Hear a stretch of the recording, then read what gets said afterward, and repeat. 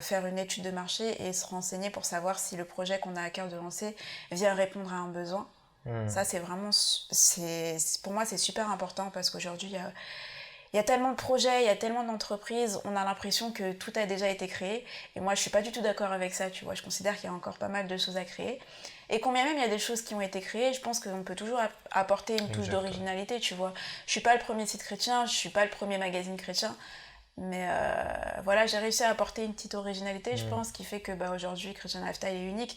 Et c'est ça, en fait, il faut trouver un peu sa petite patte, sa petite touche, le petit truc qui va faire que ton projet il sera unique et qui va se démarquer des autres et qui va venir vraiment répondre à un besoin particulier, tu vois. Bonjour et bienvenue sur le podcast L'Ennemi. Aujourd'hui, on accueille Judith, la fondatrice du blog et magazine Chrétien Lifestyle. Le blog magazine référence dans le domaine du lifestyle chrétien avec une communauté en pleine croissance de plus de 100 000 personnes environ. Les thèmes abordés par celui-ci sont assez variés, allant de la construction d'un couple à des conseils concrets pour la gestion de notre portefeuille, des conseils en cuisine, des critiques de films, etc. Lors de notre rencontre, la fondatrice de 23 ans nous raconte la naissance d'une idée et d'un concept qui aujourd'hui l'a fait vivre. Elle nous parle de la croissance fulgurante du magazine, de ce qu'elle aurait bien aimé savoir avant de commencer, de comment frôler le burn-out en quelques mois, ainsi que du rôle de son entourage et de son équipe. Elle nous confie également sur les temps très difficiles et les lourds sacrifices qu'implique un tel projet. On finit par définir un plan d'action, une méthode très simple qu'elle appliquerait aujourd'hui si elle devait tout recommencer de zéro. Un podcast inspirant d'une jeune femme qui, partant d'une simple idée, pose la première pierre d'un édifice. C'était Clément pour te servir. N'oublie pas de t'abonner sur les plateformes de podcast. Les liens sont dans la description si tu veux aller les écouter sur SoundCloud, iTunes, dans la vaisselle, dans les transports en commun ou sur Instagram pour checker les coulisses. Moi, je te souhaite une excellente écoute à toi et on se retrouve très bientôt. Ciao. Bonjour Judith. Bonjour Clément. Tu vas bien? Ça va et toi? Ouais, ça va très bien, ça va très bien. Bon, aujourd'hui, on a l'honneur d'avoir avec nous Judith, fondatrice de Chrétien Lifestyle, qui compte aujourd'hui à peu près 250 000 personnes sur Facebook de tête, quelque chose comme ça.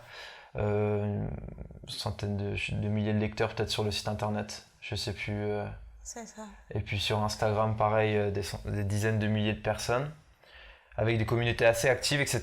Et la vision de Chrétien Lifestyle, rapidement, en gros, de ce que j'ai compris, du moins, et tu vas me corriger si je me suis trompé, mais c'est de briser en quelque sorte les clichés de la vie chrétienne pour montrer que la vie chrétienne, c'est pas juste un ensemble de règles, etc. Mais c'est quelque chose de finalement assez simple, assez cool, un peu comme tout le monde, etc. Est-ce que c'est ça? C'est exactement ça. T'as tout résumé, c'est ça. L'objectif, c'est de briser les tabous, entre guillemets, et de prouver, non, enfin, au monde, mais pas nécessairement, parce qu'il y a aussi des chrétiens qui pensent comme ça, donc de prouver un peu à tous que il est possible d'être chrétien, de défendre sa foi, d'avoir des valeurs et des principes affirmés, tout en menant un style de vie tout à fait moderne, tout en sortant, en s'amusant, en étant cool, entre guillemets, fun, et épanoui, en fait. Épanoui dans sa vie de tous les jours. Est-ce que c'était quelque chose qui était de base dans ta vie chrétienne? C'est quelque chose que tu as compris naturellement, ou si tu as eu un déclic à un moment dans ta vie chrétienne où tu t'es dit ok, la vie chrétienne en fait c'est différent de ce que je pensais de base? Alors moi j'ai grandi dans une famille chrétienne, donc avant de me convertir personnellement, j'avais vraiment l'impression que la vie chrétienne c'était que des règles, que des principes un peu archaïques, que des dogmes super stricts à suivre sans qu'on en comprenne réellement le sens. Par contre, quand j'ai fait ma rencontre personnelle avec Dieu et que je me suis convertie, là tout a été tout de suite plus simple et je me suis rendu compte qu'en fait la vie chrétienne c'était pas des règles et des principes, en fait c'était quelque chose de beaucoup plus facile. Pas forcément simple tous les jours, hein. Je dis pas qu'on mène la vie, on a la vie toute rose, etc., sans peine, etc. Mais ouais, clairement, c'était quelque chose de beaucoup plus simple que ce que je l'imaginais, en fait. Beaucoup plus simple. D'accord. Et on voit bien avec Christian Lifestyle, c'est un peu le combat que tu mènes, de faire un peu partager cette vision, etc., autour de pas mal d'articles. Ça peut aller des articles sur la déco, la cuisine, la nutrition, en même temps comment méditer sa Bible, etc. Ou alors même comment créer un couple, etc. c'est assez vaste. Et toi, à quel moment, est-ce qu'il y a eu un moment où tu t'es dit, ok, moi j'ai compris ça, j'ai compris ça quand j'ai eu ma rencontre avec Dieu, et j'ai envie de le partager. Est-ce qu'il y a eu un déclic, quelque chose qui t'a dit, ok, maintenant je veux partager ça sur Internet ou n'importe quoi? Non, il n'y a pas trop eu de déclic ni de Ouais. moment. Je pense qu'il faut remonter à la base de la création de ce magazine pour comprendre tout ça. De base, je partais en vacances. J'avais 19 ou 20 ans, je ne me D'accord. rappelle plus trop. Je partais en vacances et je cherchais un magazine parce que je lis beaucoup de magazines. Je m'intéresse beaucoup à la presse et je me suis rendue dans un kiosque et je me suis dit, bah tiens, je vais chercher un magazine chrétien. Je fouille dans les rayons, je ne trouve pas du tout. Et je me suis dit, bah tiens, pourquoi il n'y aurait pas de magazines chrétiens modernes qui auraient leur place sur les étalages au même titre que Closer, Gala, Vogue, etc. Et c'est comme ça que je me suis lancée en fait. C'est que j'ai vu qu'il y avait un manque et un besoin à combler. Et je me suis dit, bah vas-y Judith, lance-toi quoi. J'ai pas eu de déclic ou de moment où je me suis dit, bah tiens, il serait temps que tu enseignes aux chrétiens ce que toi t'as compris de ta vie. Non, j'ai juste vu qu'il n'y avait pas de magazine sur ces thématiques-là et je me suis lancée quoi. Ouais, t'as pas eu de parole de Dieu ou de prophétie ou Non. quelque chose qui t'a appelé à ça. C'est vraiment, en fait, t'as vu, même t'as vu quelque chose que t'aurais bien aimé voir. Ouais. Du moins, t'as pensé à quelque chose que t'aurais bien aimé voir. T'as même cherché quelque chose que t'aurais bien aimé avoir. Et en voyant effectivement que ça n'existait pas et que toi, ça t'aurait parlé, tu t'es dit, bah, pourquoi pas le faire? Pourquoi pas le créer? Et c'est à partir de ça, en fait, finalement, que tu l'as fait, quoi. Ouais, c'est exactement ça. C'est exactement ça. Au départ, c'était un peu un projet personnel que je tenais à côté de mes études. Et au fur et à mesure du temps, etc., je me suis rendu compte que c'était beaucoup plus qu'un simple projet personnel et que c'était vraiment Dieu qui m'avait mis ça à cœur, quoi. C'était pas juste moi qui m'étais levée du jour au lendemain. D'accord, Voilà. ouais. En plus, de ce que je sais, tu faisais des études en journalisme et communication, c'est ça, C'est ça, en master, c'est à ça, ce ouais. moment-là? Ouais. Je sais beaucoup de choses. Et du coup, en fait, finalement, c'est aussi ça qui t'a appuyé dans l'idée de faire ça, parce que c'est un peu ce que tu voyais aussi pendant tes études, dans ta formation. Ouais. Ça allait finalement avec aussi cette idée-là, de te dire, ok, ce que j'apprends pas mal, parce que journaliste, c'est pas mal de rédaction, etc. Mm. Et ça marchait, du coup, c'est pour ça aussi que ça t'a vachement parlé de pouvoir créer ça, je pense, non? Ouais, exactement. J'ai toujours voulu faire journalisme, ça depuis le départ. Pour le coup, j'ai pas eu trop de doutes ou d'hésitation quant à mes études. Du coup, j'ai pas perdu de temps et j'ai tout de suite pu m'engager dans des études qui me mèneraient à ce métier-là. Donc clairement, bah, quand je suis arrivée en master, c'est pas que je m'ennuyais, mais disons que j'avais pas de projet personnel à côté en rapport avec ma foi. Et je me suis dit, bah tiens, autant lier l'utile à l'agréable et autant mettre en pratique ce que j'apprends en cours. Et c'est clair que tout ce que j'ai appris en master m'a beaucoup servi pour ce projet-là, quoi. Ouais, c'est clair. Ouais, c'est clair. Et tu pensais pas que ça allait avoir cet impact-là à ce moment-là, Pas du non? tout, pas du tout, pas du tout, pas du tout. Pas du tout. Je pensais que c'était juste quelque chose que j'allais tenir à côté de mes études, une espèce de petit blog, de petite activité extrascolaire, et en fait, absolument pas, quoi. C'est devenu Absolument beaucoup pas. plus important que ça, quoi. Ouais, exact. Ouais, c'est assez Exact. drôle, ouais.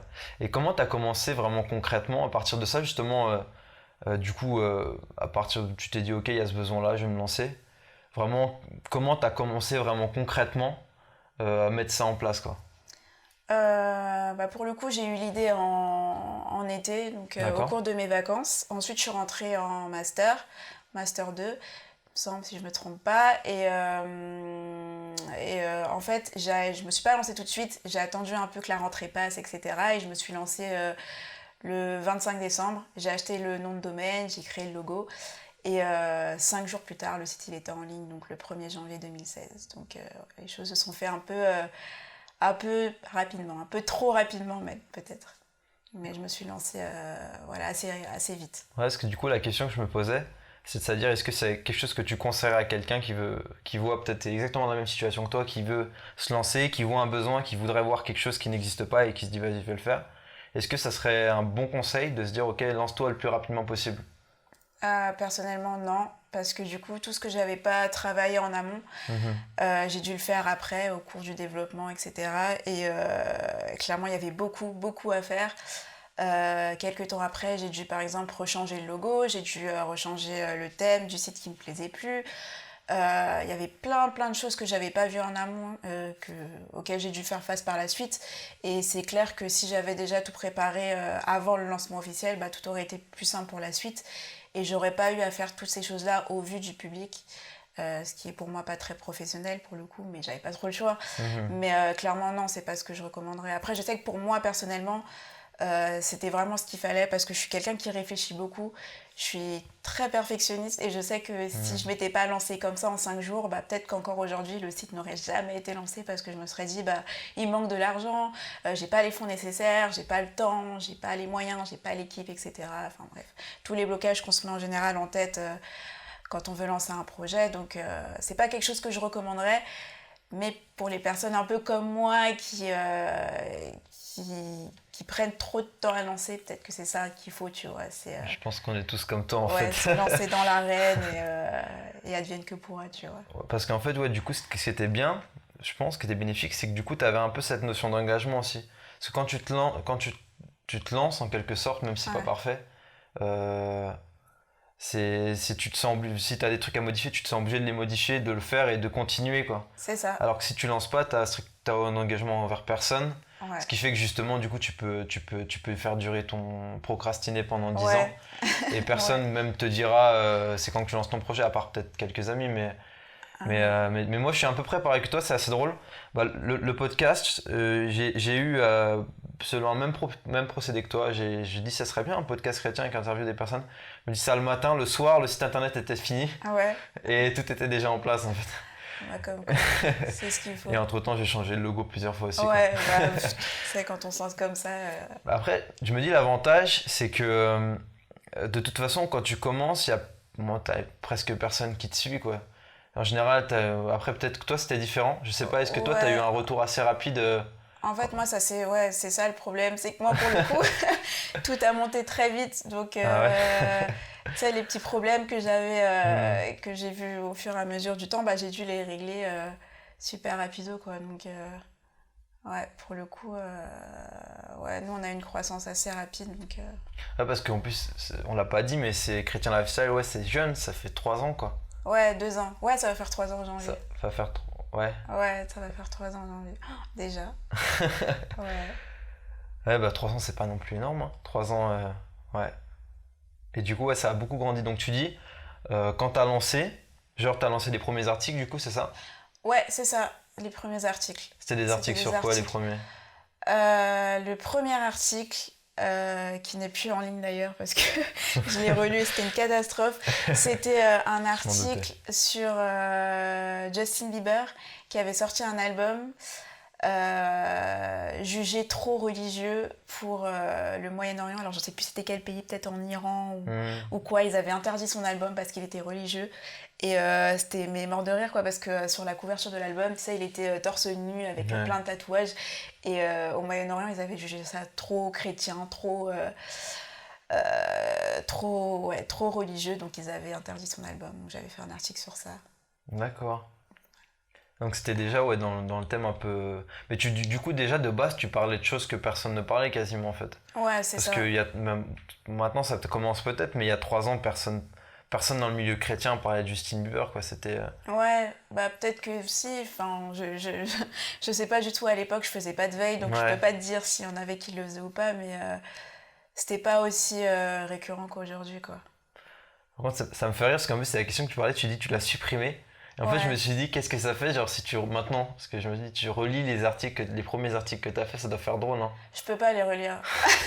Ça doit être horrible. Je peux pas les relire, tu sais, c'est comme quand tu travailles super longtemps sur quelque chose et tout, tu l'écris, tu le relis, tu corriges et tout. Une fois qu'il est sorti, tu peux plus retourner en arrière et le relire, tu vois. C'est comme quand tu montes une vidéo sur laquelle tu as passé 4 heures, tu l'as regardée. Et après tu peux plus, quoi. Une fois qu'elle est en ligne, c'est bon, quoi, basta, tu peux plus. Donc en général c'est d'autres qui le relisent, d'autres personnes avec qui tu travailles qui relisent, qui font les corrections nécessaires, etc. De temps en temps, mais en général je lis jamais mes articles, je les relis jamais, quoi, une fois qu'ils sont publiés. Je suis d'accord, parce qu'en plus à mon avis t'es la personne qui voit le plus d'imperfections, je pense, dans tes articles. Ouais, c'est ça. Ah ouais, c'est horrible. C'est horrible quand tu te relis même des articles qui datent d'il y a 2-3 mois. En soi, ton style d'écriture, il a pas trop changé. Mais pourtant, des fois, je suis là, ouais, comment j'ai pu pondre un truc comme ça, tu vois. Donc, ouais, clairement, non, je les relis pas. Je les relis pas. Mais est-ce que t'as dû apprendre à être un peu moins dur quand même avec toi-même quand t'as fait tes trucs parce que... Ou t'es toujours aussi dur avec toi-même que depuis que t'as commencé, quoi? Je suis toujours aussi dure avec moi-même, en fait. Je pense que c'est un processus, alors il faut que Dieu me change là-dessus, parce que pour le moment, il n'y est pas du tout. Mais non, je suis extrêmement dure avec moi-même, et du coup, avec les gens qui travaillent avec moi aussi. Je suis un peu un tyran, mais un gentil tyran, tu vois, parce que moi, c'est l'excellence et le professionnalisme, ou rien. Tu vois, soit c'est parfait, soit c'est mort, on ne fait rien du tout. Donc bon, c'est un peu compliqué à gérer parce qu'on n'est pas parfait, il y a toujours des petits défauts, etc. Mais ouais, je dirais que c'est un travail en continu, tu vois. J'apprends un peu à être moins dur avec moi-même. Ouais, c'est drôle. Facile. J'ai exactement le même problème. Quand t'es trop perfectionniste, tu travailles avec d'autres personnes, t'as envie de... Mais après, il faut apprendre, mais t'as envie de repasser après pour corriger dur, hein. tout le temps. Ouais. Il faut apprendre à lâcher prise, quoi. C'est dur. Pour le moment, je ne suis pas encore arrivée à ce stade-là, tu vois. Mais un jour peut-être. Ouais, ça va venir. Grâce à Dieu. Du coup, t'as supprimé les premiers articles, c'est dommage. Non, le tout premier. Le premier, d'accord. Ouais, le tout premier. Là, tu sais pas combien ça fait d'articles depuis le début, non? Ça doit faire beaucoup, hein? On en a 900 et quelques. Ah ouais. C'est quelle fréquence à peu près? Vous faites des articles toutes les semaines? Je sais pas.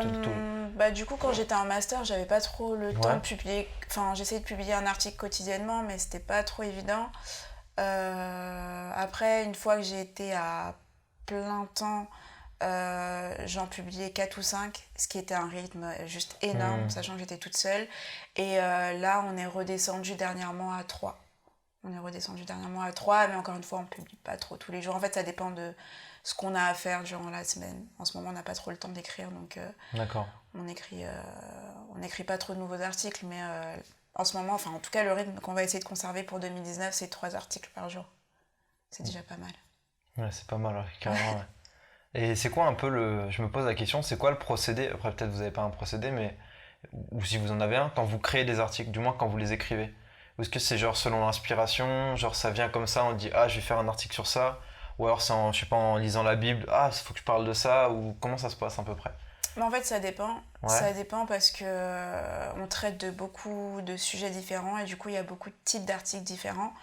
Par exemple tu as les interviews, il faut les préparer, etc. Donc il faut d'abord entrer en contact avec la personne qu'on souhaite interviewer et ensuite on publie l'article.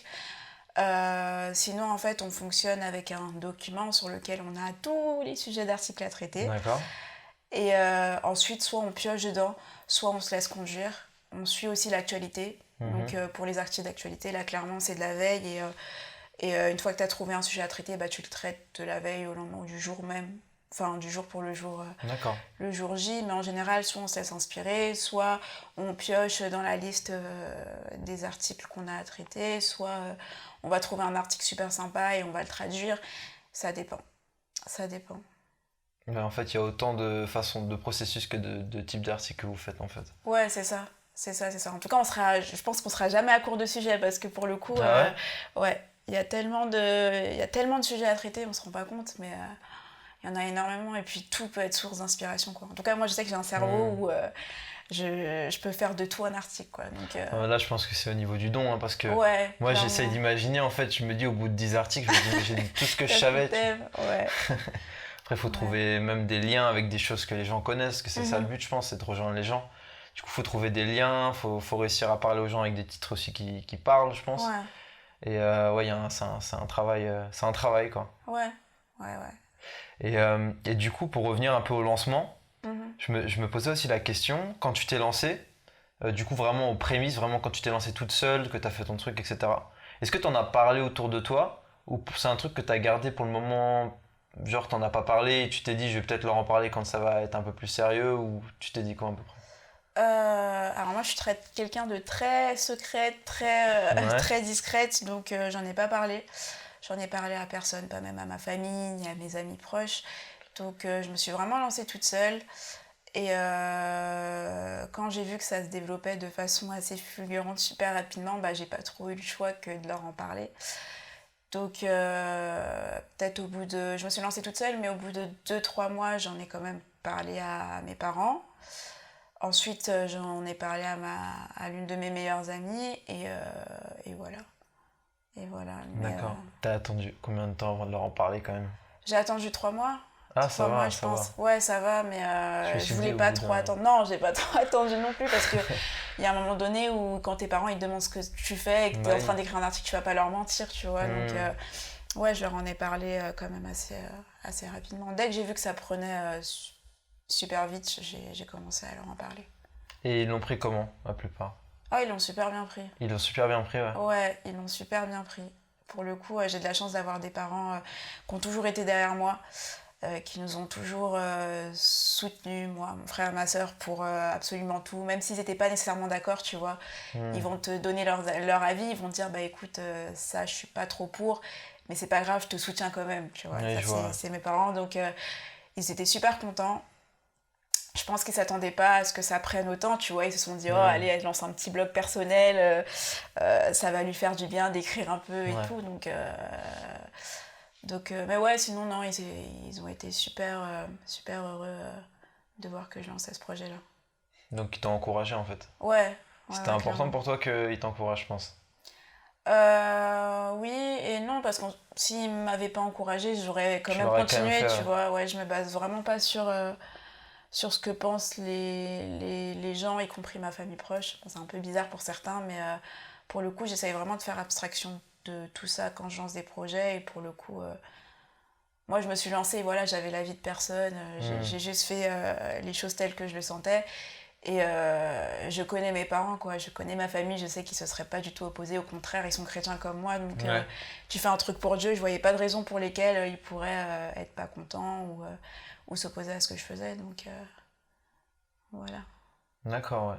Non, j'imagine que effectivement, après ça dépend, c'est vrai qu'il y en a qui ont vraiment besoin d'avoir l'approbation des proches, etc., d'en parler directement, d'être sûr que ça parle aux gens avant de se lancer. Bon, toi, c'était le faire inverse. Ouais. C'est assez drôle, bon, je pense qu'ils t'en ont pas voulu de pas leur avoir dit tout de suite, je pense. Ma mère un peu. Ma mère, elle est toujours, c'est les mamans, tu sais, ma mère, elle veut tout savoir au jour J, à leur âge, donc ma mère un peu, mais sinon, non, elle avait pas de la rancune et de la haine envers moi parce que je lui avais caché le projet, tu vois, elle était là genre, ah bon, bah écoute, c'est cool et tout, donc ouais. Non, mais c'est important d'avoir le soutien de ses proches, mais il faut pas non plus sacraliser ce soutien-là, tu vois. Parce que je sais que moi, du coup, j'ai la grâce d'avoir des parents qui me soutiennent et des proches qui sont vraiment là pour moi. Mais je sais que c'est pas le cas de tout le monde, donc je peux pas dire aux gens, bah si, la vie de vos proches, c'est important, parce qu'il y en a qui n'ont pas ce soutien-là, donc parce voilà. que ça dépend. Là, toi, tes parents étaient chrétiens. Ouais. C'est vrai que si tu lances un projet chrétien et que tes parents sont pas chrétiens, ils vont forcément avoir du mal à comprendre. Ils vont plutôt se demander ce que ça rapporte.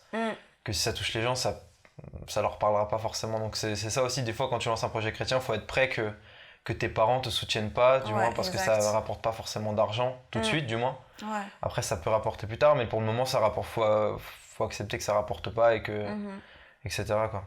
Donc bon. Et tu disais, tu t'es lancé, et je vois pas mal aussi sur je me suis un peu renseigné, etc. Et je vois un peu, il y a vraiment la notion d'entrepreneuriat qui est vachement présente. Ouais. Et je me suis dit, c'est une valeur que tu apprécies vachement en entrepreneuriat. Ouais. Et est-ce que c'est un truc qui s'est développé quand tu t'es lancé? Ou c'est un truc en fait que depuis genre que t'es petite, t'aimes bien entreprendre des trucs et en fait c'était juste une continuité d'un truc qui était déjà présent? Ouais. Alors personnellement, j'ai toujours aimé lancer des projets, faire des choses un peu novatrices, etc. Mais je le voyais plutôt d'un côté perso. Je l'ai jamais vu d'un point de vue professionnel. En fait, moi, l'entrepreneuriat, j'y connaissais rien du tout. Je me suis toujours vue salariée, travailler dans une boîte, faire mon 8h, 17h de façon tout à fait classique, etc. Et l'entrepreneuriat, ça m'a un peu tombé dessus, en fait. C'est quand j'ai lancé le magazine que je me suis rendu compte que c'était de l'auto-entrepreneuriat, tout simplement. Donc c'est au fur et à mesure que j'ai commencé à développer le magazine que j'ai aussi commencé à développer mes connaissances professionnelles, ou en tout cas mes quelques connaissances sur l'auto-entrepreneuriat, et j'ai commencé à y prendre goût. Et voilà, tout s'est fait sur le fil, en fait. Sinon, avant Chrétien Lifestyle, j'avais aucun intérêt pour l'entrepreneuriat. Aucun intérêt du tout. Bah après, c'était quelque chose que tu faisais, comme tu disais, des projets, mais c'était pas... Ouais, mais pour moi, c'était pas de l'entrepreneuriat, en fait. J'avais pas cette notion-là d'entrepreneuriat telle que je l'ai actuellement. C'était juste, bah, j'ai envie de faire un truc, je le fais, Ouais. et puis voilà, quoi. Mais tout ce qui est lanceur de projet, etc., c'était vraiment pas quelque chose que j'avais en tête avant Chrétien Lifestyle, quoi.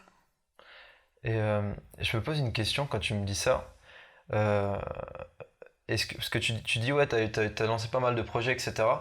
Et je suis un peu dans ce profil-là. Et je me rends compte avec un peu ce profil-là, on a tendance à vouloir assez abandonner les choses et passer à autre chose. Et du coup, je peux pas m'empêcher de me demander, est-ce que sur Chrétien Lifestyle, même si ça marchait, tu t'es pas dit, genre t'as pas eu d'autres idées, tu t'es dit ça serait bien que je change, ou même carrément je change le nom, je change carrément de truc, ou t'es vraiment resté vraiment focus et tu t'es toujours dit je continue et je continue, je continue quoi. Ouais, pour Chrétien Lifestyle, jamais. Jamais. Jamais eu envie de faire autre chose. Bon, à part quand t'es découragé, que t'en as Ouais, marre, que t'as envie de tout claquer comme... je pense que c'est des phases ouais. à travers desquelles tous les autres entrepreneurs passent. Sinon, jamais. Jamais. Combien même j'ai énormément de projets, énormément d'idées en tête, bah Chrétien Lifestyle, ça restera mon premier projet, mon premier bébé, donc il sera toujours là. Et tout ce que je ferai à côté, que ce soit aujourd'hui ou dans le futur, ce sera des choses que je ferai à côté en fait. Mais Chrétien Lifestyle, c'est le projet de ma vie. Je peux pas faire autre chose. En tout cas, pour le moment, je me suis D'accord. jamais imaginé faire autre chose, etc. Ouais, c'est Sauf sûr. bien sûr quand ça va pas et il y a des petits coups de mou, quoi. Ouais, ça arrive toujours encore, moi j'imagine. Ouais. Ça arrive souvent, malheureusement. C'est assez drôle, on penserait pas, hein, parce que là ça montre que ça fonctionne quand même vachement bien. Et tu Ouais. dis là, des fois, t'as envie quand même d'abandonner ou... Ah ouais. Ouais, bah un peu tous les jours, tu vois, parce que ça, c'est des choses que les gens voient pas nécessairement, Ouais, mais carrément. à côté, ce succès-là, entre guillemets, c'est des sacrifices. Hmm. Et derrière, il y a des coups à prendre. Et moi, je suis encore jeune, tu vois, j'ai pas nécessairement encore, enfin, en tout cas, j'avais pas encore les épaules pour supporter tout ce poids et tous les fardeaux liés au lancement de ce projet-là. Donc, clairement, ouais, il y a des jours où ça va pas, quoi. Il y a des jours où tu dis, mais pourquoi je me suis lancée, quoi. Je vais retourner dans le monde du salariat et je vais fermer Chrétien Lifestyle, ou alors ça va redevenir un blog, un espèce de truc que j'ai à côté et on n'en parle plus, quoi. Mais bon, après, on retrouve un peu l'esprit, tu vois, et puis on se dit, bah Ouais, je non, comprends. Ouais.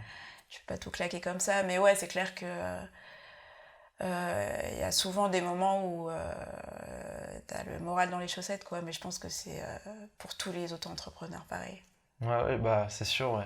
C'est sûr, mais c'est vrai que ça reste quand même toujours drôle parce que comme Ouais, on voit vraiment pas les backstage, ce qui se passe derrière, ouais, on n'imagine pas tellement que ça se passe comme ça, quoi. Surtout que Chrétien Lifestyle, l'extérieur, ça marche quand même vachement bien, il y a toujours des articles et tout, ça produit, ça produit. Donc t'imagines pas que derrière, bah, on puisse se dire, ouais, c'est chaud, et puis qu'il y ait autant de sacrifices aussi, etc., quoi. ouais. Non, ouais, on se rend pas compte, mais comme je le dis, derrière tout succès, derrière Hmm. tout projet qui prospère, il y a des choses derrière en amont dont on ne parle pas forcément, mais qui sont hyper difficiles, hyper compliquées à gérer. Ouais, disons que c'est une phase qu'il faut accepter, tu vois. On peut pas avoir que le succès. Il y a aussi le revers de la médaille et on peut pas y échapper. Tu t'y attendais pas, toi, quand tu t'es lancé? Non, je m'y attendais pas. Je Non, m'y je... attendais pas. Ouais. Pas aussi lourd, pas aussi compliqué, pas aussi dur. Vraiment pas aussi dur. Ouais. C'est vrai qu'on s'y attend pas. Et du coup, tu conseillerais à quelqu'un d'en prendre conscience avant de se lancer? Ouais, clairement. Après, ça dépend du projet, tu vois. Ouais. Ça dépend si le projet est super public comme celui que nous on a actuellement. Tout dépend de ce dans quoi il veut se lancer. Mais c'est clair que faut avoir les épaules, quoi. Mais toi, tu savais pas que ça allait être super public quand tu t'es lancé. Non, je savais pas. Enfin, je savais que c'était public parce que le but Ouais, d'un magazine, c'est quand même d'être exposé, etc. évidemment. Mais autant et aussi rapidement, non. Clairement, non. Ouais. Ouais. Clairement, non. D'accord, ouais. Ouais, c'est vrai que c'était rapide, on ne pouvait pas s'y attendre. Ouais. D'accord. D'accord. Et dans tout ça, du coup, tu parlais de ça. Est-ce que tu as rencontré d'autres freins un peu dans la croissance, un peu au-delà des sacrifices, etc., des temps difficiles? Est-ce que tu as rencontré des freins, soit par le manque d'expérience, soit par autre chose, des freins concrets, peut-être, si tu peux en citer, si tu en as qui te viennent, ou qui sont encore des freins aujourd'hui, qui empêchaient soit de faire grandir Chrétien Lifestyle, soit je sais pas, de l'améliorer ou... Euh, Franchement, là, dit comme ça, j'en vois pas. D'accord.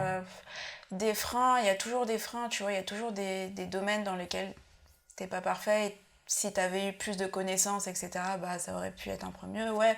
Après, moi, je me suis lancée, j'avais pas trop d'expérience, tu vois. J'ai fait des études dans tout ce qui est littérature, histoire et du coup journalisme, mais par exemple, j'y connaissais rien en communication. Ouais.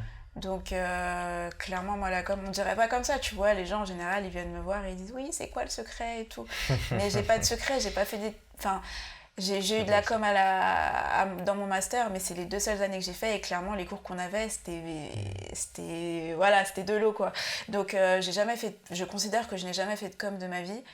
Et ça, je pense que ça a pu être un frein. Après, ouais, il y a des petites choses dans le domaine de l'auto-entrepreneuriat parce que du coup, c'est devenu une vraie structure professionnelle. Et au départ, ouais, il y a plein de choses que j'ai dû apprendre, tu vois, la comptabilité, déclarer ses factures, l'URSSAF, etc. Toutes ces choses-là, c'est des choses que je ne savais pas, tu vois. Donc, ça, pareil, j'ai dû apprendre et puis j'étais toute seule, quoi. Ouais. Toute seule pour gérer tout ça et c'était dur, hein. C'était pas évident parce que y a énormément de choses à faire. On n'a pas l'impression comme ça, mais il y a vraiment beaucoup, beaucoup, beaucoup de boulot. Et quand t'es toute seule et que t'as tout ça à faire, bah, tu te dis, ok Seigneur, soit tu fais en sorte que les journées durent 48 heures, soit tu me donnes des gens aptes à supporter le projet avec moi, tu vois. Et ouais, clairement, donc les freins, ouais, le manque de connaissances dans certains domaines et le fait de ne pas avoir d'équipe. Ouais, Je pense le fait que d'être seul, ouais. ouais, ça a été pour moi les 2 principaux freins, je pense. C'est de là en fait que tu t'es dit que tu aurais besoin d'une équipe, quoi. Ouais, mais ça m'a jamais semblé indispensable en fait. D'accord. Mine de rien. C'est un peu contradictoire de dire ça parce que tu te dis, mais t'as beaucoup de boulot, t'as besoin d'une équipe, mais d'un autre côté, tu considères pas ça comme indispensable. Bah, moi, pour le coup, disons que pour avoir une équipe, il s'agit pas juste de composer une équipe, tu vois, il s'agit d'avoir des gens qui vont vraiment considérer ce projet comme le leur, et ça, c'est pas évident à trouver. C'est pas évident à trouver, donc clairement, une équipe, oui, mais de qui est composée ton équipe, tu vois. Si c'est juste des gens qui sont là pour la fame un peu et parce que c'est chrétien lifestyle entre guillemets, bah ça m'intéresse pas, tu vois. Moi, je veux des gens qui soient prêts à s'investir autant que moi je me suis investie et à considérer le magazine comme si c'était eux qui l'avaient créé et pas comme si c'était juste moi qui avait lancé le truc, tu vois. Et ça, c'est super compliqué à trouver. C'est pour ça qu'aujourd'hui, ouais, clairement, l'équipe, c'est important, mais c'est pas non plus... je sacralise pas l'équipe, quoi. D'accord.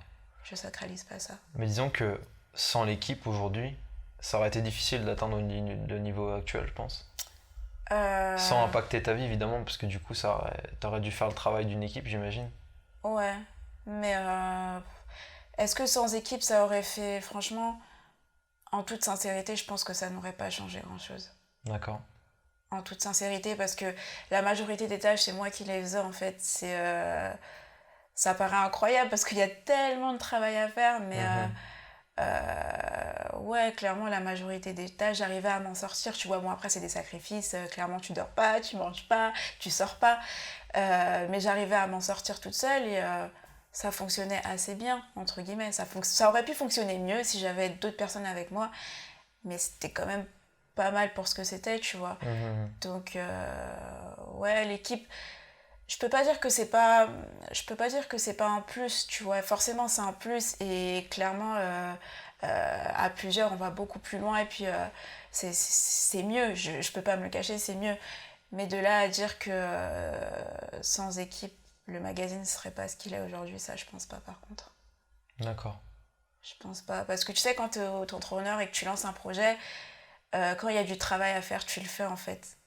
Que l'équipe elle soit là ou pas, que les gens soient prêts à se donner ou à consacrer du travail pour cette œuvre ou pas, bah t'es là, toi tu sais que c'est ton projet et t'as envie qu'il soit bien, t'as envie qu'il soit beau, t'as envie que tout soit fait dans la perfection et que à chaque fois qu'on travaille quelque chose, on vise l'excellence. Donc bah, si t'es la seule personne à pouvoir le faire, bah, tu le fais en fait. Et si les gens te suivent pas derrière, tant pis. Mais voilà, au moins toi, tu sais que t'as des tâches à faire, tu les fais. Et voilà quoi, que l'équipe soit là ou pas, bah au final, D'accord. c'est des impératifs auxquels tu veux pas échapper, donc tu le fais quand même. Et du coup, est-ce que tu saurais dire un peu concrètement ce que ça t'a apporté Parce que là, vous êtes combien là, dans l'équipe? 5. 5? Ouais. Qu'est-ce que ça t'a apporté concrètement? Est-ce que tu saurais dire d'avoir une équipe aujourd'hui, quoi? Déjà, le partage des tâches. Ouais. Le partage des tâches, tout ne repose plus sur mes épaules. Un peu quand même, mais plus trop, tu vois, j'ai appris à déléguer. Donc ouais, clairement, c'est beaucoup plus simple en fait. C'est beaucoup plus simple, même si en soi, tout le gros du travail repose sur tes épaules parce que c'est toi qui dirige le truc. En soi, c'est beaucoup plus simple parce que tu arrives à trouver du temps pour faire d'autres tâches, etc. Et puis, les gens apportent des idées sur la table. Tu vois, ce que toi, tu vois pas, eux le voient. Et du coup, voilà, c'est tout ça, ça t'apporte une harmonie, etc. T'es plus toute seule. Tes craintes, tu peux les partager. Tes peurs, tu peux les partager. Les bons moments aussi, tu peux les partager. Et c'est beaucoup plus sympa, quoi. C'est beaucoup plus sympa que d'être toute seule dans ta chambre, à devoir tout gérer et n'avoir personne à qui partager tout ça. Personne qui puisse comprendre, Ouais, carrément. tu vois, qui partageait tout ça. Ouais, c'est surtout, ouais, c'est aussi beaucoup cet élément, ouais, je pense, ouais. Pouvoir partager. Parce que quand tu partages finalement à ta famille, etc., ils ont un certain recul parce qu'ils sont pas dedans, quoi. Ouais. L'avantage d'avoir des personnes qui triment avec toi, c'est que quand tu partages, ils comprennent, ils peuvent comprendre à leur échelle, mais ils peuvent comprendre ce qui se passe, etc., quoi. Ouais, exact. Ça reste à leur échelle, mais ouais, Ouais. ils comprennent un peu mieux, disons, les enjeux et là où le gros du travail est à faire, quoi. Ouais, je vois. D'accord. Ah, c'est intéressant. Au niveau des... Tu disais que ça a grandi vraiment rapidement. Et je me posais aussi une question. Les retours que tu as eus, est-ce que tu as eu des retours concrets? Parce que là, c'était à part des chiffres, mais est-ce que tu as eu beaucoup de retours de messages, de personnes qui t'envoyaient des messages qui disaient soit arrête, ou soit continue, ou je sais pas? Ouais, bah ça, des messages, on en reçoit beaucoup pour le Maintenant, coup. j'imagine, mais vraiment au Ouais. début. Bah, au début, beaucoup de bons retours. Ok. Beaucoup de bons retours à ma grande surprise. Les gens étaient super enthousiastes et de voir qu'il y avait un projet novateur qui avait l'air un peu construit et fondé qui apparaissait. Je pense que ça leur plaisait pas mal. Après, forcément, tu as toujours 2-3 énergumènes qui viennent... Les fameux, ouais, c'est ça. Qui viennent, du coup, un peu te décourager et qui comprennent pas nécessairement le projet, qui trouvent ça un peu bizarre et qui se disent c'est quoi encore ce truc chrétien lifestyle. Donc ouais, j'ai eu quelques critiques dès le départ, mais après c'est pas ça qui m'a empêché de continuer, tu vois. Les critiques, quand elles sont constructives, tu les acceptes et puis quand elles le sont pas, tu passes, quoi. Tu passes et puis tu te concentres sur le positif. Ouais, c'est bien, t'avais compris ça. C'est difficile à comprendre ça, parce qu'en général, quand tu as quand tu as 10 000 bons messages et 3 mauvais messages, souvent tu regardes les 3 mauvais messages et tu te dis mince, ma vie elle est trop pourrie et tout, donc... Moi je me concentre encore sur les mauvais messages, hein, faut pas... Et ceux dès le départ, tu vois, mais c'est juste qu'aujourd'hui j'ai un peu plus de maturité, je pense, et de recul, et mes épaules se sont un peu élargies, donc j'arrive à supporter ce poids des critiques, etc. Donc après ça atteint toujours, hein. Ça atteint toujours, que tu sois au début de ton projet ou même 10-20 ans après, je pense que ça m'atteindra encore. Mais c'est juste que au départ, je pleurais et maintenant, je lis plus. Ou alors, je lis et je supprime, je passe à autre chose, quoi. Ouais, ça fait cet effet-là. Et t'as pas, quand tu supprimes, c'est ce que je demandais à quelqu'un, t'as pas ce truc de dire, il faut que, genre quand tu te couches le soir, j'aurais dû lui répondre ça et ça et ça. Non. Franchement, au départ... Maintenant, non, c'est bon, c'est next. Ouais, quoi. maintenant, non. Au départ, oui. Mais au final, les critiques, etc., c'est tellement chronophage, ça te prend tellement de temps que tu peux pas, quoi. Et puis ça te bouffe le moral, le soir t'es là, tu pleures, t'es pas bien, tu réfléchis, tu remets tout en doute. Ah non, c'est plus possible. Au départ, ouais, clairement, j'étais là, ouais, mais j'aurais peut-être dû lui répondre ça comme ça, etc. Mais puis aujourd'hui. Ouais. Puis aujourd'hui. Mais c'est sûr que ça atteint parce que tu passes du temps à écrire les trucs, donc... ouais, c'est ça.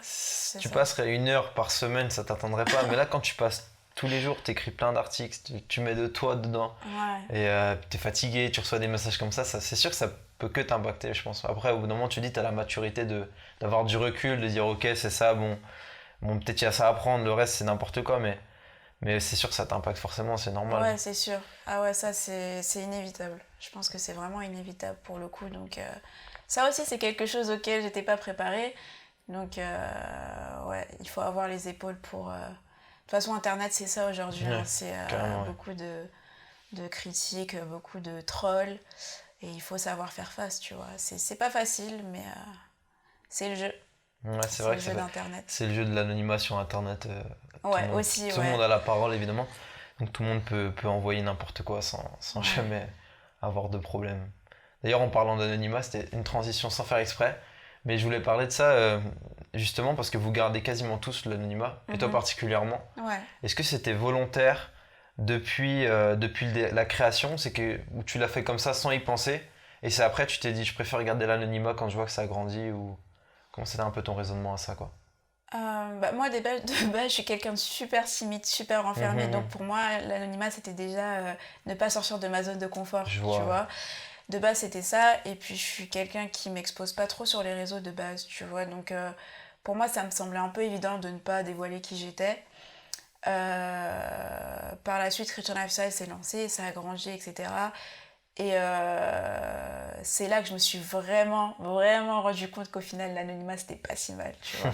Au final, c'était quelque chose d'assez personnel. C'était plus moi qui n'avais pas envie de m'exposer, qui n'avais pas envie de prendre un risque quelconque, parce qu'on parle quand même de Dieu, on parle de foi, on parle de sujets un peu touchy, un peu délicats, souvent même, et ça peut attirer beaucoup de haine. Et du coup, j'avais vraiment ce besoin-là de me sécuriser, entre guillemets, de sécuriser les gens qui travaillent avec moi. Donc au départ, c'était vraiment ça. Et puis voilà, c'était rester dans ton petit cocon, dans ta zone de confort, publier de loin.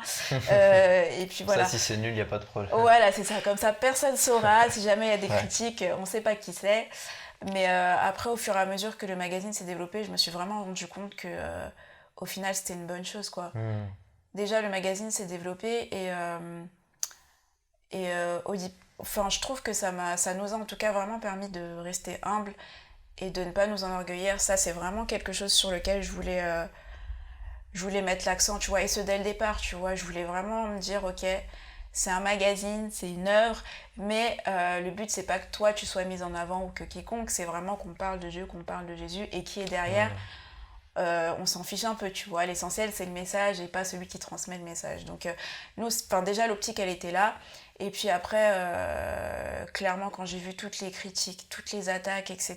qu'on a eues, je me suis dit, au final, l'anonymat, c'était aussi un choix quand même assez sage, tu vois. Et puis je pense que c'est aussi ce que Dieu voulait pour nous, tu vois, qu'on s'expose pas. Et puis moi, j'étais jeune, enfin, je suis encore jeune, donc clairement, j'avais pas les épaules pour encore m'exposer et puis dire, hey, c'est moi qui ai fait Christian Lifestyle. Et puis clairement, je pense que les gens en général qui lisent les articles, c'est pas ce qui les intéresse de savoir. Même si c'est vrai que pour le coup, on reçoit quand même beaucoup de messages de personnes qui cherchent à savoir qui on est, ce qui est logique, tu vois, parce que bon, on traite quand même de sujets importants, et puis c'est quand même pas négligeable. Enfin, c'est quand même important de savoir qui se cache derrière, tu vois, parce que ça se trouve, on pourrait être une secte, on pourrait être des gens un peu bizarres, donc il y a toujours des gens qui cherchent à savoir qui on est, mais c'est vrai qu'en général, les gens se soucient pas de ça, en fait. Les gens se soucient pas de ça, et puis ce qui les intéresse, c'est vraiment le message qu'on leur apporte. Et puis voilà, quoi. Ouais, moi, je sais que personnellement, quand je lis des articles de Christian Lifestyle, c'est que, après, c'est vrai que je m'intéressais pas aux personnes derrière, je voyais le titre qui me parlait, je me dis, c'est un truc que je m'intéresse, tu lis, tu vois, t'apprends, etc., quoi. Après, c'est vrai que, bon, peut-être, comme tu dis, il y a des personnes qui aimeraient bien savoir qui se cachent derrière, etc., mais bon, après, c'est plus de la curiosité qu'autre chose, c'est pas méga constructif, quoi, donc je trouve ça honnête de cacher son identité. C'est sécurisant aussi, c'est sympa, quoi. Après, tout le monde ne le comprend pas forcément, tu vois. Il y a des gens qui nous critiquent à cause de cet anonymat-là. Moi, je pensais que ce serait impossible. Pourquoi tu veux critiquer quelqu'un qui reste anonyme? Ça me paraissait juste incompréhensible. Et c'est pour ça que, du coup, j'ai quand même essayé de faire une page Qui sommes-nous, donc un à propos, où j'expliquais quand même qui on était, c'est-à-dire des jeunes chrétiens, etc. Au départ, je voulais vraiment pas le faire. Et après, quand j'ai vu que les messages devenaient de plus en plus importants et que les gens cherchaient vraiment à savoir qui on était et puis à connaître notre identité, je me suis dit, ok, je vais essayer de faire quand même un petit message un petit message simple, concis, mais pour essayer un peu de donner quelques détails sur qui se cache derrière le magazine, et puis ça va peut-être en satisfaire quelques-uns, et puis les aider peut-être aussi à comprendre pourquoi on a cet anonymat. C'est vrai qu'en général, je l'explique pas trop, tu vois, donc ce podcast est du coup l'occasion d'expliquer pourquoi l'anonymat, mais ouais, tout le monde le comprend pas nécessairement, mais bon, après, nous, on fait selon nos convictions, on fait selon ce que Dieu nous a mis à cœur, et puis le reste, voilà, on s'en soucie pas trop, quoi. Ouais, je pense aussi, du coup, tu l'as mis dans le à propos, mais je pense que les gens se demandaient aussi c'était quelle dénomination qui était derrière. C'est ça, aussi, ouais. Certainement, ils se demandaient est-ce que c'est des pentecôtistes, est-ce que c'est des catholiques qui sont derrière, etc. Ouais. Et t'as bien souligné que c'était non Adénominationnel, ouais. C'est ça, ouais. Donc vous avez quand même un côté assez neutre aussi dans ça, quoi. On essaye de rester le plus neutre possible, mais je pense qu'on y arrive quand même pas mal, parce qu'au final, on rassemble un peu toutes les communautés, entre guillemets, chrétiennes, et tous les courants qui existent aujourd'hui. Donc, ouais, pour nous, c'était important, tu vois, de pas se donner d'étiquette. Déjà, moi, personnellement, j'ai pas d'étiquette, je me considère comme chrétienne, sans dénomination. Donc pour moi, c'était une évidence que le média que j'allais lancer allait être aussi sans dénomination, c'est-à-dire que les messages que l'on publie peuvent s'adresser autant à un catholique qu'à un protestant évangélique, qu'à un baptiste, qu'à un pentecôtiste, qu'à peut-être un témoin de Jéhovah, on ne sait pas, mais je sais qu'on a des lecteurs témoins de Jéhovah, donc pourquoi pas aussi. Donc voilà, l'objectif, c'est donner un message qui est christocentré, donc basé sur Christ, et à partir du moment où les branches considèrent Christ comme le pilier de leur foi, ils se retrouvent dans ce qu'on partage, en fait. Donc bon, après, les gens sont pas tout le temps d'accord avec nous. Et on n'a pas non plus pour objectif de mettre tout le monde d'accord, donc au final, bon. Mais ouais, adénominationnel. Donc, parce que c'est plus une plateforme de partage que d'enseignement directement, quoi, je pense. Ouais, c'est ça. Il y a un peu d'enseignement, tu vois, mais c'est pas ce sur quoi on se concentre. Ouais, c'est ça. De toute façon, comme tu dis, le but, c'est pas de donner un lifestyle catholique ou un lifestyle évangélique ou un lifestyle pentecôtiste. Le but, c'est de donner le lifestyle de quelqu'un qui lit la parole et qui suit la Bible, quoi. Ouais, non, tout simplement, quoi. Clairement. Du coup, après, tous les petits détails, etc., c'est pas... Ouais. C'est important pour certains, mais pour nous... Je dis pas que c'est pas important, tu vois, parce que bon, c'est vrai que voilà, des fois les gens aiment un peu classer, tu vois, et mettre des étiquettes pour être sûr que ce qu'on va partager comme message correspond bien aux doctrines qu'ils ont. Donc, bon, je dis pas que c'est pas important, mais en tout cas, nous, on met pas l'accent dessus. On met vraiment pas l'accent dessus. D'accord. C'est intéressant. C'était la petite parenthèse que je voulais... Et j'aimerais ça qu'on parle de... Alors moi, je l'ai appelé ça comme ça. Je pense que vous l'appelez pas, mais l'écosystème chrétien lifestyle, alors tu vas comprendre pourquoi je dis ça. Mais il y a ces derniers temps, je sais pas qui crée, mais vous créez pas mal de projets autour de chrétien lifestyle. Il y a Chrétien Network qui est sorti qui sort à mon avis du désir d'investir dans les entrepreneurs chrétiens. Et c'est pour ça que je me disais l'entrepreneuriat est vachement présent dans chrétien lifestyle. L'académie qui est avec j'ai vu aussi des conférences qui allaient sortir, mais des ateliers, des rencontres que vous faisiez déjà. Et qu'est-ce qui à quel moment, c'est assez récent je crois quand même que vous avez commencé à ouvrir un peu les portes du blogging et du magazine vers d'autres choses. Ouais, assez récent. Après après avoir lancé le magazine en janvier 2016, on s'est direct lancé dans l'événementiel avec les ateliers qu'on a lancé en septembre 2017, donc un peu plus d'1 an et demi après. Après ça, on a lancé, que je me trompe pas, Christian Network. Ensuite, on a lancé la conférence et ensuite l'académie.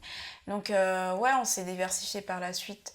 Un peu plus tardivement, c'est-à-dire qu'on a vraiment attendu que Chrétien Lifestyle soit stable et puis soit bien, soit solide entre guillemets pour ensuite se lancer vers d'autres horizons entre guillemets. Mais Chrétien Lifestyle, ça reste le pilier, la base. Le cœur, ouais. Et ça, c'est des idées qui te sont venues après en fait, sous le même procédé. C'est ça. Tu t'es dit ça serait bien qu'il y ait un truc de networking pour les entrepreneurs chrétiens. C'est ça, ouais. Et tu t'es dit bon, pourquoi pas le faire. Tu t'es dit ça serait bien qu'il y ait une académie, pourquoi pas le faire. Exactement, c'est exactement comme ça que mon cerveau fonctionne. C'est assez honnête parce que du coup tu fais des choses dont tu es convaincu vu que tu aimerais les voir. Ouais, c'est ça. Mais finalement c'est même ça je pense la mentalité d'un entrepreneur. C'est pas forcément faire de l'argent sur quelque chose. c'est d'entreprendre des choses qu'on aimerait bien voir. Ouais. L'exemple que moi, personnellement, pour moi, je pense souvent, c'est Néhémie dans la Bible, qui a vu, il s'est dit, ça serait bien que le peuple ait vraiment des murailles qui soient plus dans le truc comme ça, quoi. Et du coup, il s'est mis dans la prière, dans le jeûne. Et puis finalement, il est parti et Dieu l'a utilisé pour reconstruire les murailles. Ouais. Et en gros, je pense que c'est la base pour moi, après, selon moi. Et je pense que ça se traduit pas mal dans ce que tu as déjà fait.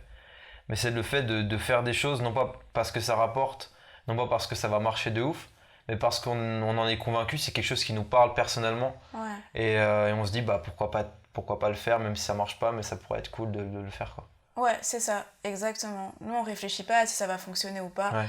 On a une idée en tête, on se lance. Si ça marche, tant mieux. Si ça marche pas, tant pis. Après, la grâce que l'on a, c'est qu'à chaque fois, ça fonctionne.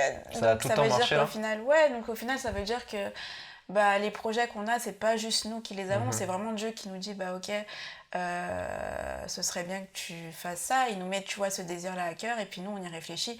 Après, on se lance pas non plus à l'aveugle, tu vois, on va étudier le marché, on va voir si effectivement, il y a des moyens que ça fonctionne. Et puis, on voit s'il y a vraiment un manque à combler. Ça, c'est vraiment super important. À chaque fois, on voit vraiment si c'est un domaine dans lequel il faut se lancer. Et puis, si on voit que c'est le cas, ben, on ne réfléchit pas 100 ans, en fait. On le fait, et puis voilà, quoi. D'accord, donc ouais, ça s'est bien passé, même l'académie, etc. Ouais. Ouais, gloire soit rendue à Dieu, parce que pour le coup, pour le moment, tout fonctionne bien. Tout fonctionne bien, et je rends vraiment grâce au Seigneur, parce qu'à chaque fois, on n'est pas préparé, tu vois. Donc, on se dit, ok Seigneur, on fait un pas de foi, on te laisse faire le reste, tu vois. Et il nous a jamais déçus, donc... Mais là, avec tout ça, tu es obligé d'avoir une équipe, c'est sûr. Je reviens dans le truc, mais là, tu penses, tout seul, c'est possible de tenir l'académie, de tenir le blog, de tenir le magazine, de tenir tout ça? Franchement, ouais, mais tu dors pas. Ouais, tu dors pas, c'est ça? Ouais, franchement, ouais, c'est possible, mais il faut être prêt à sacrifier ton hygiène de vie. Tu vois. Et il faut être prêt aussi à faire un burn-out dans les 3 mois prochains. Donc non, je vais pas abuser non plus. Non, il faut une équipe. Ouais, je pense. Parce que tout ça, c'est du travail, je pense. Ouais, c'est énormément de boulot. Donc non, il faut une équipe, c'est sûr. Ouais. Il faut une équipe, tu vois. Même à deux, 3, tu peux t'en sortir. Tu vois, mais ouais, toute seule, c'est possible. Hein. Je dis pas que c'est pas possible, c'est possible. Mais ouais, c'est pour clairement ton moral... c'est super compliqué. C'est super compliqué. Tout seul, franchement, c'est super risqué, que ce soit psychologiquement, que ce soit physiquement aussi, parce que du coup, tu passerais en tout cas tes journées à travailler. Et je l'ai fait et je le recommanderais pas, quoi. Donc, ouais. T'as passé vraiment des journées complètes. Enfin, quand tu dis journée, c'est quoi? C'est 8 heures? C'est quoi tes journées d'ailleurs? C'est 8 heures, 10 heures? J'ai 8 heures, 10 heures, c'est gentil. Je sais pas. C'est assez sympa comme journée. Non, bah maintenant, j'ai grandi et j'essaye d'être un peu plus sage, tu vois. Parce que clairement, il y a un moment donné où ça allait juste pas, quoi. J'ai frôlé le burn-out, donc je me suis un peu calmée, tu vois. J'essaye maintenant de m'aérer, de sortir, de faire un peu de sport. Voilà, d'essayer d'avoir une hygiène de vie un peu plus clean, tu vois. Mais les journées se suivent et se ressemblent pas, tu vois. Il y a des jours, je peux faire 10h, 23h. Il y a des jours où je vais travailler toute la journée et la nuit y compris. Donc, franchement, ça dépend. Ça dépend de ce sur quoi on travaille. C'est chaud parce que travailler en soi, c'est pas fun. Mais quand c'est un projet qui te parle, c'est difficile. Parce que est-ce que c'est du travail pour toi quand tu étais sur Chrétien Lifestyle? À part la comptabilité, ouais, la comptabilité, c'est du travail. La comptabilité, c'est du travail, mais sinon, non, c'est pas du travail. Enfin, si, c'est du travail quand même, parce que y a des choses que, voilà... Enfin, en fait, c'est du travail parce que moi, j'adore écrire, tu vois. Écrire, c'est toute ma vie. Mais je t'assure que quand t'écris 3 articles par jour, le 4e, t'as pas nécessairement la foi de l'écrire, tu vois. Donc, tu te dis, ok, je dois le faire. Et là, c'est du travail, tu vois, parce que tu le fais plus par passion, tu le fais parce que c'est ton boulot et que tu dois le faire. Mais clairement, vas-y, à 90% du temps, je vais te dire que non, c'est pas du travail. Enfin, et c'est le problème aussi, c'est le piège, tu vois, parce que du coup, tu sais pas t'arrêter. Et des fois, c'est ma mère même qui est là, mais Judith, il est 3h, qu'est-ce que tu fais, tu vois? Et du coup, voilà, faut de temps en temps un peu redescendre et se dire, bon, Ça fait 48 heures que j'ai pas dormi, il serait peut-être temps que je fasse une sieste, tu vois. Mais ouais, non, clairement, c'est une passion, quoi. Et du coup, t'as jamais vraiment l'impression de travailler. Ouais, c'est vraiment le gros danger en fait. Parce que bon, Ouais. le corps, lui, il sait que c'est du travail. Hein. Ouais, ah oui, oui. Quand tu réfléchis, quand t'as les yeux devant l'ordinateur, quand tu dois bien réfléchir, etc. Ouais, non, ça reste physiquement du travail, quoi. Ouais, clairement. Et c'est vrai que ça, du coup, pour le coup, c'est un truc que quand tu es passionné par ton projet, moi je le vois personnellement, il faut apprendre à décrocher, quoi. Ouais. Il faut apprendre c'est dur. Hein. Ouais, c'est très difficile. C'est super dur. C'est bizarre, hein, parce que quand tu fais du salariat, ce qui n'a strictement rien à voir, tes heures, tu les comptes, à part si c'est vraiment un truc qui te plaît, ce qui est malheureusement pas le cas pour la majorité des gens. Mais tu comptes tes heures, quand tu rentres, tu es content, etc. Tu veux faire le moins d'heures possible, mais quand tu entreprends, c'est pas que tu veux faire le moins d'heures possible, c'est que tu as du mal à faire le moins d'heures possible. C'est vraiment difficile. C'est exactement ça, ouais. C'est exactement ça. C'est super compliqué à gérer.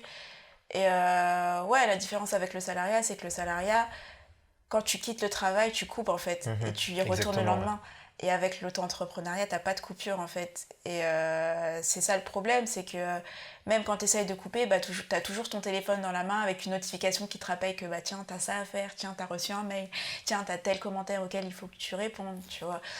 Donc ouais, c'est la difficulté d'apprendre à bien gérer son temps et à couper quand il le faut. Moi, au départ, c'est quelque chose que je faisais pas du tout et je l'ai appris à mes dépens, tu vois, qu'il fallait vraiment s'accorder des temps de pause, des temps où tu coupais vraiment tout et tu sortais t'aérer, tu sortais faire autre chose, tu vois, parce que sinon, tu te laisses manger par le boulot et tu frôles, voire parfois tu tombes dans le burn-out, quoi. Et ouais, clairement, il faut s'accorder des temps de repos. Surtout qu'après, c'est méga contre-productif, quoi. Parce que tu travailles, mais ton cerveau, il a 20% de son potentiel. Ouais, c'est ça. Et moi, personnellement, quand je faisais ça, je passais même plus de temps après à repasser sur ton travail. À repasser sur mon travail, à résoudre les problèmes que j'avais faits sans m'en rendre compte. Parce que je voulais absolument finir, parce que je voulais dormir en ayant fait tout ce que j'avais à faire.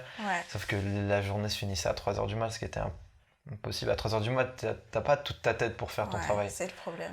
C'est pour ça, c'est clair, il faut. C'est pour ça que c'est bien d'avoir des personnes autour de toi. Là, tu dis tes parents qui te disent ça. Parce qu'en vrai, toi, tu t'en rends pas compte quand t'as la tête dans le guidon que tu passes autant de temps. Mais c'est tes proches qui te disent, mais tu te rends compte, t'es toujours en train de travailler. Je dis, mais non, t'as bu, je travaille pas tout le temps. Si, chaque fois que je te vois, t'es en train de travailler. Je te dis, c'est vrai, ils ont pas tort. Faudra peut-être que je calme un peu. Ouais. Non, mais c'est vraiment ça, quoi. Heureusement qu'ils sont là un peu pour te faire redescendre de ton petit nuage et te dire, ok, bon, là, ça fait 8 heures que t'es pas sorti de ta chambre, il serait peut-être temps d'aller manger, par exemple, tu vois, t'alimenter, c'est pas mal. Et puis de sortir prendre l'air, quoi. Parce que, passer toute une semaine à travailler sans sortir, et puis négliger sa santé, négliger ses temps de repas, négliger ses temps de sommeil, c'est pas une bonne chose, tu vois. Donc, et puis de toute façon, il y a un moment donné où tu vas le payer, tu vois. Ton corps, il va te dire, ok, amuse-toi bien, et puis tu vas voir dans 2-3 mois, tu vas te taper des problèmes de santé qui vont te rappeler que, moi j'ai l'impression de pouvoir tenir, mais en fait mon corps il peut pas, donc il faut que je me calme un peu. Est-ce que ça t'a déjà pénalisé du moins ton projet dans ta relation avec Dieu, justement, à ce niveau-là? Ouais, clairement. Au début, j'ai clairement, il y a des moments où le travail prenait tellement de temps que je négligeais mes temps de prière et de méditation de la parole. Et je le sentais, en fait, parce que, tu sais, c'est difficile quand tu travailles dans ce domaine-là, c'est-à-dire sur un projet chrétien. C'est difficile d'écrire des articles où tu dis aux chrétiens « Lisez votre Bible tous les jours, priez tous les jours ». Et puis toi, derrière, tu le fais pas, tu vois. C'est clair. Donc, clairement, ça m'est arrivé. En fait, c'est à partir du moment où j'ai vu que ma vie spirituelle était en danger que je me suis dit « Ah ouais, non, ça peut plus continuer, quoi. Et, il faut que tu coupes. Et c'est dur parce que des fois, tu vois, tu sais que tu le fais pour la bonne cause, tu vois, tu le fais parce que tu réponds au mail de quelqu'un qui est pas bien, tu le fais parce que tu sais que tu dois écrire un article sur tel sujet parce qu'il y a telle personne qui en a besoin, donc tu dis ouais mais Seigneur je dois vraiment terminer ça, et Dieu il dit ouais mais non, les autres c'est bien mais il y a toi aussi, tu vois, il y a ton temps, et puis clairement tu peux pas dire aux autres d'appliquer quelque chose que toi-même tu ne fais pas dans ta propre vie. Donc quand j'ai vu vraiment que ma vie spirituelle commençait à me prendre un sacré coup, je me suis dit bon, Judith, il va falloir un peu remettre les pendules à l'heure et te créer un vrai emploi du temps où tu respectes vraiment les horaires que tu te fixes et plus jamais négliger ta vie spirituelle, quoi, parce que ça pardonne pas. Ouais, c'est clair. Pour Chrétien Lifestyle, c'est quoi tes ambitions aujourd'hui? Est-ce que tu as des rêves encore avec Chrétien Lifestyle, des choses que tu aimerais bien mettre en place? Que ça soit n'importe, soit des nouveaux projets autour, soit agrandir l'équipe, soit agrandir l'audience, ce serait quoi à peu près ça? En projet, on en a plein, comme Tant mieux. d'habitude d'ailleurs. Mais bon, après, je vais pas trop les exposer parce que j'aime pas parler de projets qui sont pas encore sur le fil, tu vois. Mais ouais, on a plein de projets en tête. On aimerait bien lancer l'application parce que ça nous a été beaucoup demandé. On a un nouveau projet événementiel qui arrivera normalement en septembre prochain, sur lequel je travaille actuellement avec mon équipe et j'aimerais beaucoup que ça se fasse parce que ce serait vraiment une première et du coup peut-être que je commencerai à communiquer là-dessus en janvier. Et à côté de ça, on a d'autres projets, mais ouais, j'aimerais bien, je pense que comme tout autre entrepreneur, tu vois, vraiment développer la plateforme, continuer à agrandir l'équipe, parce que plus tu agrandis l'équipe, plus tu peux lancer de projets et plus tu peux accomplir de tâches. Donc ouais, clairement, agrandir l'équipe et puis je sais pas, écoute, on verra bien ce que Dieu nous réserve par la suite. C'est toujours lui qui nous met des trucs à cœur auxquels on n'avait jamais pensé, tu vois, donc voilà, ouais, plein de projets pour la suite et puis on verra bien. J'en parlerai autant convenu. L'événement, ouais, tu peux pas en parler maintenant, c'est ça? Non, je préfère pas. D'accord. Je préfère pas en parler maintenant. Je pourrais en parler maintenant, mais tu sais, j'aime pas, y a pas de parler souci, hein. de projets qui sont même pas encore arrivés à terme. Donc j'attendrai janvier. C'est dans pas longtemps, janvier. Ça peut attendre un peu. À mon avis, le podcast va sortir en janvier. Ah, bah écoute, ça se trouve, les gens seront peut-être déjà au courant. Ouais. Et il faudra checker où? Sur le site Chrétien Lifestyle? Ouais, sur nos réseaux sociaux, sur le site. Si ok. on Voici il y a un lien en tout cas. Allez checker sur Chrétien Lifestyle. Ouais, je te l'enverrai. Ça marche. Alors, j'ai encore 2 questions, dont une assez... Les 2 très compliquées en fait. Ouais. Non, il y en a une qui est plus simple. Ça serait un peu un genre de résumé un peu de ce qu'on a dit. Mais avec toi, ton expérience, et je pense que tu en parles dans un podcast que tu as sorti sur l'Académie où tu parles de comment lancer un projet chrétien. C'est possible, mais là, ma question c'est comment tu dirais à quelqu'un, tu conseillerais à quelqu'un qui voudrait lancer son projet chrétien, qui a exactement la même pensée que toi, de dire ouais, est-ce que ça serait bien que ça existe? Qu'est-ce que tu lui conseillerais en étapes, on va dire 3-4 étapes vraiment simples, très concrètes, sans forcément, pas, si tu veux rentrer dans les détails, tu peux rentrer dans les détails, mais quelqu'un puisse voir un peu un genre de plan d'action que toi, si tu revenais en arrière, tu aurais appliqué pour revenir à là, quoi. La première chose que je conseillerais, c'est de consulter Dieu de façon évidente. Tu vois, c'est de vraiment prendre le temps de prier, d'aller demander à Dieu si c'est sa volonté. Parce que des fois, on a des projets qui ne correspondent malheureusement pas à ce que Dieu veut pour nous. Donc, pour moi, c'est vraiment la première chose à faire, c'est d'aller consulter Dieu. La deuxième... Après, ça dépend vraiment si l'objectif du projet, c'est d'en vivre, c'est d'en faire une entreprise, ou c'est juste un projet qu'on veut développer à côté. Mais la deuxième chose que je conseillerais, c'est de vraiment faire une étude de marché et se renseigner pour savoir si le projet qu'on a à cœur de lancer vient répondre à un besoin. Ça, c'est vraiment... pour moi, c'est super important parce qu'aujourd'hui, il y a tellement de projets, il y a tellement d'entreprises, on a l'impression que tout a déjà été créé. Et moi, je suis pas du tout d'accord avec ça, tu vois. Je considère qu'il y a encore pas mal de choses à créer. Et combien même il y a des choses qui ont été créées, je pense qu'on peut toujours apporter une touche d'originalité, tu vois. Je suis pas le premier site chrétien, je suis pas le premier magazine chrétien. Mais voilà, j'ai réussi à apporter une petite originalité, je pense, qui fait que aujourd'hui, Chrétien Lifestyle est unique. Et c'est ça, en fait, il faut trouver un peu sa petite patte, sa petite touche. Le petit truc qui va faire que ton projet il sera unique et qui va se démarquer des autres et qui va venir vraiment répondre à un besoin particulier, tu vois. Donc ça, c'est vraiment la deuxième chose que je conseillerais. La troisième chose que je conseillerais de faire, c'est de ne pas avoir peur d'investir.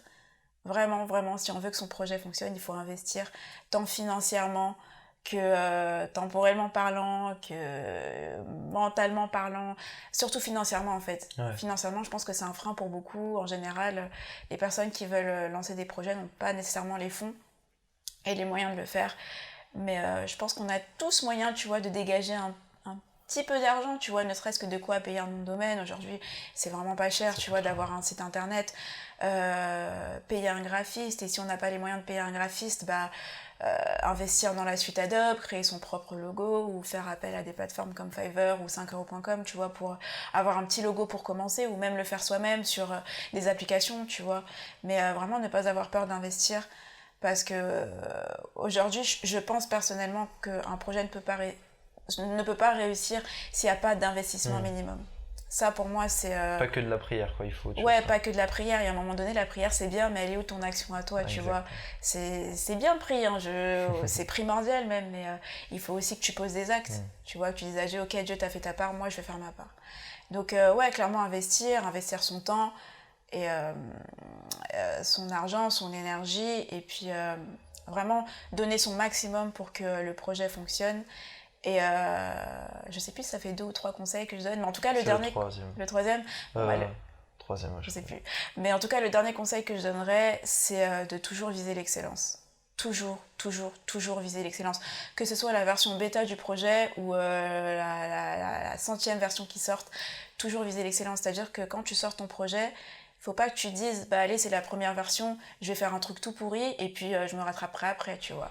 Non, c'est la première version, mais c'est aussi la première chose que les premiers clients, les premiers visiteurs, les premiers lecteurs vont voir, tu vois. Donc il faut que le projet soit au top dès le départ. Ça, c'est quelque chose que beaucoup de personnes négligent et que je vois beaucoup aussi, tu sais, quand on m'envoie des mails, on parle de projets, etc. et que je jette un coup d'œil sur ce qui a été fait.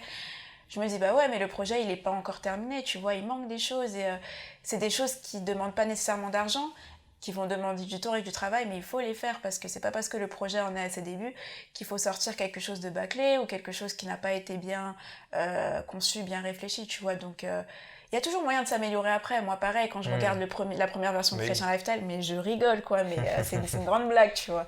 Mais je sais qu'à cette époque-là, c'était le maximum que j'avais fait, tu vois. J'avais vraiment donné mon maximum pour que la plateforme plaise, qu'elle soit ergonomique, qu'elle soit responsive, donc adaptée au mobile, et puis qu'elle soit agréable à lire, tu vois ce que je veux dire. Donc ouais, clairement viser l'excellence et la perfection. En tout cas, moi, c'est ce que mon père m'a toujours dit. Quand tu lances un projet, tu vises l'excellence, sinon rien. Donc ouais, vraiment sortir un projet que l'on considère comme pas parfait, mais en tout cas où on ait vraiment l'impression d'avoir donné le meilleur de soi. Tu vois, quand on l'a fait, on s'est dit ok, je peux pas faire mieux. Si tu sais que tu peux faire mieux, ne lance pas le projet. Travaille, et quand tu le lances, il faut vraiment que tu aies une satisfaction de toi-même où tu te dis ah ouais, là j'ai tout donné, tu vois. Et voilà, je pense que c'est les principaux conseils que je donnerais super. aux entrepreneurs. Après le dernier, effectivement, après ce qu'il faut tomber, parce que c'est aussi peut-être risqué, non, de se dire il faut que ça soit parfait, parce que si tu dis ça soit, bon, c'est jamais parfait. Ouais, ça l'est jamais. Donc c'est pour ça peut-être donner son maximum. Après le maximum sera pas parfait, ça c'est sûr. Oui, c'est ça, ouais. Parce que souvent le piège que je vois, c'est souvent les personnes qui attendent que ce soit parfait. Ils se lancent pas, tu sais, parce que c'est jamais parfait, tout simplement, quoi. Ils disent il y a ça, le concurrent fait ça, moi il faut que je fasse ça, du coup. Ouais. Et du coup on essaye de scaler des personnes, ça fait 10 ans qu'ils sont là, nous on vient d'arriver, et on veut que ça soit même mieux que eux. Ouais. Après il faut accepter de faire son maximum, et que son maximum peut-être ce soit pas parfait, mais que ça soit... Ouais, c'est ça. L'objectif, c'est vraiment de donner son maximum, en tout cas. De toute façon, oui, comme tu l'as dit, c'est jamais parfait. Il y aura toujours des choses à améliorer.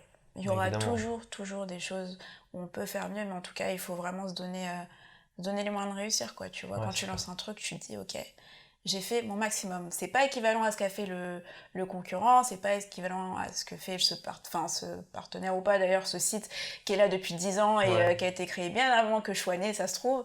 Mais en tout cas, je sais que ce que j'ai fait, j'ai mis mes tripes dedans, en fait. Et voilà, je pourrais faire mieux plus tard, mais pour le moment, c'est ça mon mieux. Tu vois, c'est la meilleure version que je pouvais sortir. C'est plus ça, plutôt que de chercher la perfection. Hein. Donc si on récapitule, première étape, ça serait de mettre ça en prière. Ouais, aller voir Dieu. La deuxième étape, réfléchir à si son projet vient combler un manque ou un besoin. Et se démarquer du coup. Se démarquer, ouais. Trouver son origine, trouver la petite touche, le petit truc qui va faire l'originalité du projet. Surtout s'il y en a qui ça fait 10 ans, essayer de trouver aussi ce qu'ils sont pas capables de faire parce que ça fait qu'ils sont trop gros. Exact. Et de voir qu'est-ce que moi je peux apporter aussi pour compléter, pas forcément pour concurrencer, mais pour apporter aussi autre chose, tu vois, dans le... Ouais, exactement. C'est exactement ça. Et troisième étape, t'avais dit investir. Investir, ouais. Argent, financièrement. Investir temps, argent, financièrement, ouais. Investir, et puis quatrième point, faire son maximum. Faire son maximum. Ouais. Et normalement, c'est des très bons conseils. En principe, si tu appliques ça, soit tu réussis, ou soit tu apprends. Dans tous les cas, tu devrais pas échouer. L'échec est toujours possible. Hein. Mais bon, en général, si tu as donné ton max et que tu échoues, par expérience, tu apprends. Ouais. Après, ça dépend de la définition que tu donnes au mot réussite. Tu vois, il y en a pour qui la réussite, c'est d'avoir un projet qui génère beaucoup d'argent. Il y en a pour qui c'est d'avoir une visibilité au maximum, c'est-à-dire 400 000, 500 000, 1 million de personnes qui les suivent. Il y en a, c'est d'avoir réussi à toucher des personnes, à les faire avancer dans leur vie. Tu vois, tout dépend de la définition que tu mets derrière le mot succès et réussite du projet. Donc, bon. Est-ce que tu estimes que Chrétien Lifestyle a réussi ? Ou du moins que vous avez réussi ? Question qui pique. Ah, c'est compliqué. C'est compliqué, franchement. Si je disais qu'on avait réussi, je mentirais parce que pour moi, on n'est pas encore au niveau auquel j'aimerais que Chrétien Lifestyle soit, tu vois. Et je sais que Dieu a beaucoup de choses en réserve pour nous, donc... ouais, c'est quand même une réussite, tu vois. Quand tu vois les gens qui t'envoient des messages, qui te disent que cet article m'a aidé, à voir les choses autrement, et puis cette parole m'a touchée, etc. Ouais, c'est une réussite.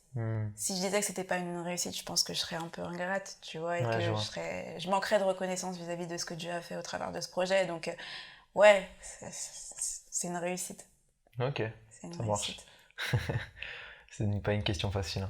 Ouais. Et la dernière question, justement, que je voulais te poser, et je pense que celle-là, c'est la plus difficile. En général, la dernière, j'essaye de faire un truc bien compliqué. Okay, je vais essayer d'être à la hauteur. C'est tranquille jusque-là, ça va. Ouais.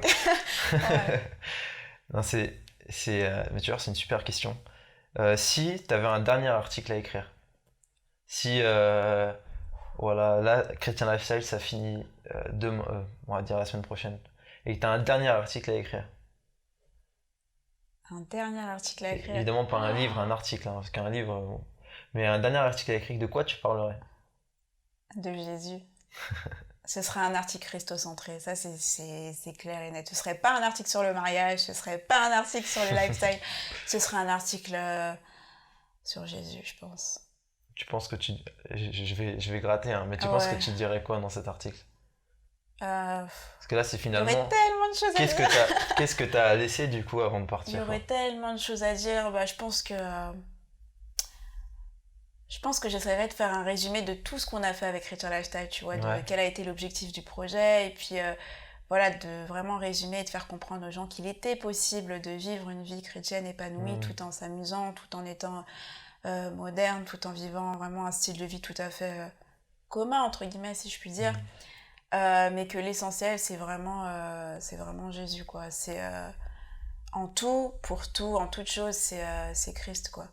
C'est Christ, c'est pour lui qu'on fait les choses, c'est pour lui qu'on vit. Et ouais, clairement, s'il y a un dernier message que je devrais donner aux gens, c'est de ne jamais abandonner Christ, quoi. Toujours rester focalisé sur Jésus. Toujours. Genre, ce serait vraiment le dernier message, tu vois. Genre, dire aux gens que, même s'ils sont tombés au plus bas, même s'ils sont dans des péchés juste incroyables, ou qu'ils ont l'impression de ne pas pouvoir revenir, ou que... Même si demain, ils abandonnent la foi, tu vois, pour un temps, leur dire, ayez une petite pensée, à ces moments-là, pensez à ce dernier article, tu vois, et dites-vous que... Jésus est encore prêt à m'accueillir, tu vois. Donc, ouais, clairement, ce sera un article pour pousser les gens à se recentrer sur Jésus. Vraiment, je pense que ce serait ça. C'est ce qu'on essaye de faire un peu tous les jours, tu vois. Mais ouais, s'il y avait un seul et dernier article à écrire, ce serait... Il serait long déjà, je pense. Ah ouais, il serait extrêmement long. Il serait extrêmement long. Mais ouais, j'essaierai d'être le plus concis possible et puis d'encourager vraiment les gens à s'accrocher à Christ. Écoute, c'est une super réponse. Ça fait un peu cliché, hein. Ouais, bon, c'est sûr que t'allais pas me dire... Ouais, j'allais pas dire, vivez votre meilleure vie, bâtissez 300 villas, et puis, tu vois.